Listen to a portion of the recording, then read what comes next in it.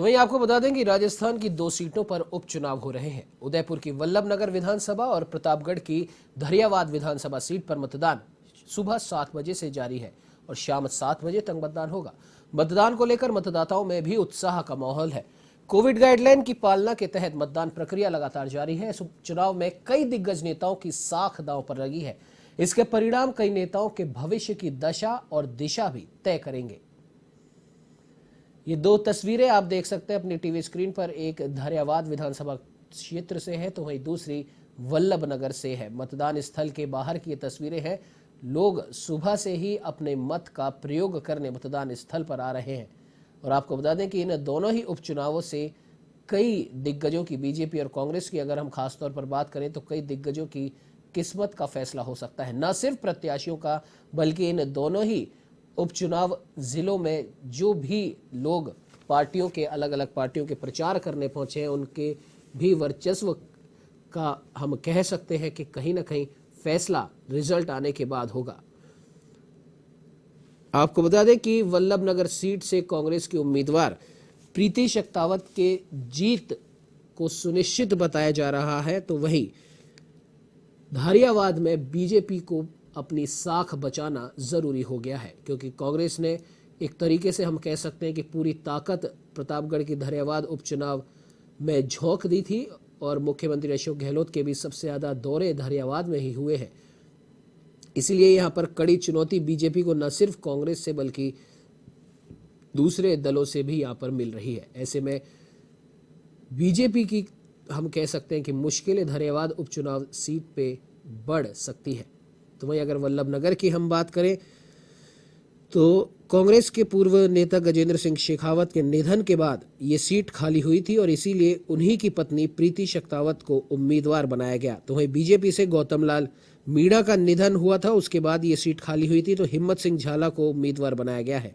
कहीं ना कहीं अब आपको बता दें कि आरएलपी भी अपना दमखम यहां से दिखा रही है उदयलाल डांगी के रूप में उन्हें उम्मीदवार बनाकर। और जनता सेना की अगर बात करें तो रणधीर सिंह भिंडर यहां से खड़े हुए हैं।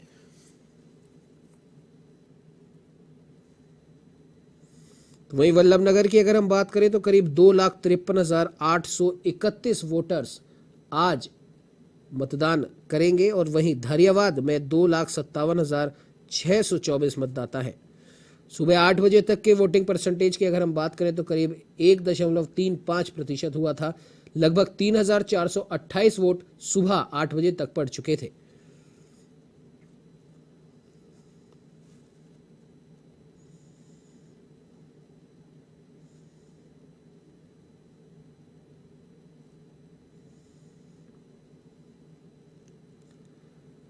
वहीं अगर पिछले 4 सालों की हम बात करें 2003 में वल्लभनगर में 76.57% वोट पड़े थे तो वहीं धरियावाद में 65.72% वोट पड़े थे। 2008 की अगर बात करें तो वल्लभनगर में करीब 68.70% वोट पड़े तो वहीं धरियावाद में 62.4%। 2013 की अगर हम बात करें तो 78.54% और धरियावाद में 79.4%। 2018 की अगर बात करें तो वल्लभनगर में करीब 76.26% वोट पड़े थे तो वही धरियावाद में 78.28।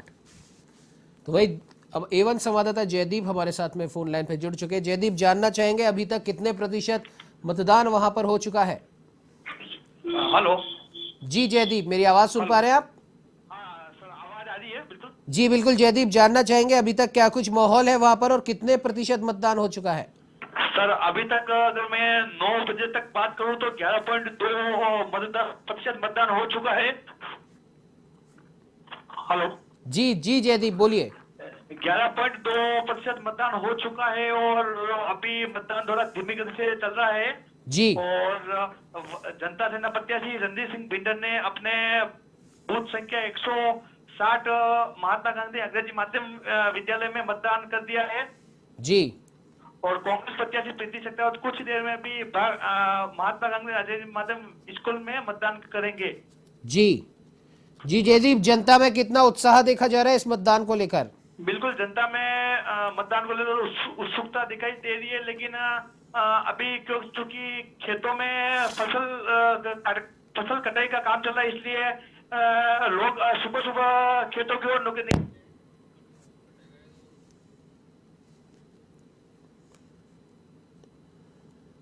जी जयदीप, मेरी आवाज सुन पा रहे हैं आप?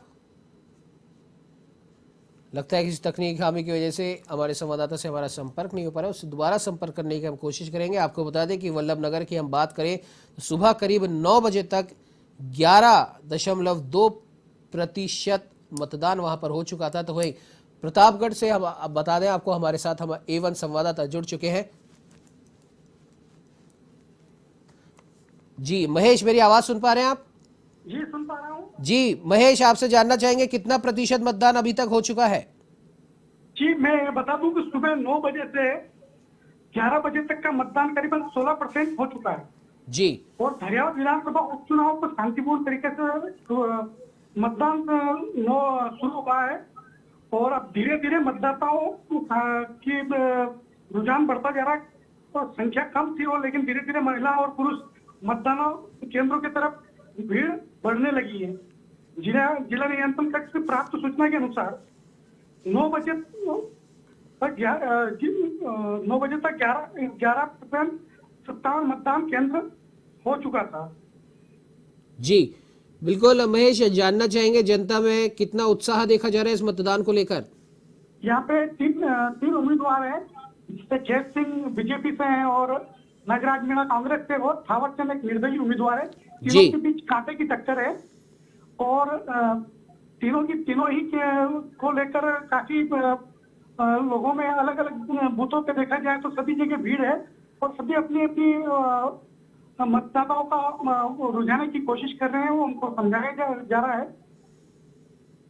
जी बिल्कुल महेश, आप इस खबर पर नजर बना के रखिए। अपडेट के लिए आपसे फिर संपर्क करेंगे। फिलहाल के लिए बहुत बहुत धन्यवाद।